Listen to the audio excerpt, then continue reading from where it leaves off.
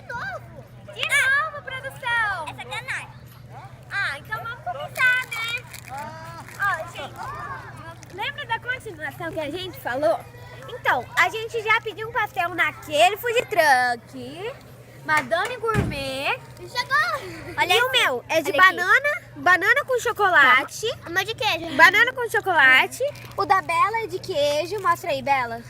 De queijo. E o seu é do quê, Nathalie? Chocolate com Kit Kat. Chocolate. Tá muito gostoso, gente. E olha o que eu tenho pra comer junto. Eu já bebi tudo a minha.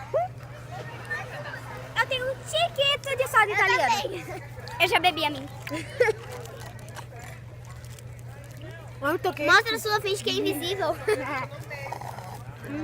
É muito bom, gente. Vamos lá, vamos dar vontade em vocês. Ai, olha só. Olha que recheado. E a produção também tá comendo um, né, produção?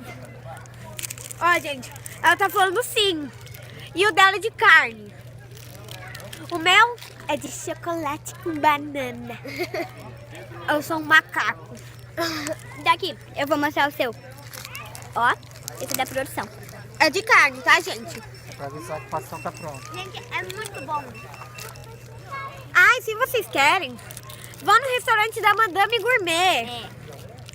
Ah, uma dica. Lota muito rápido. Ainda vamos ver 27 horas, que daí são 15 dias. Ah, e se você mora aqui no condomínio, qual é o condomínio? Golden Park. Eu nem me esqueço. Se você mora aqui no Golden Park, vem, gente, já tem food truck, ó. Olha, produção, mostra todos os food trucks. Eles, quando tiver, sempre em um sábado. Daí fica um cartelão assim, escrito o dia, a hora e que vai ter. E ali é o parquinho, ó, gente.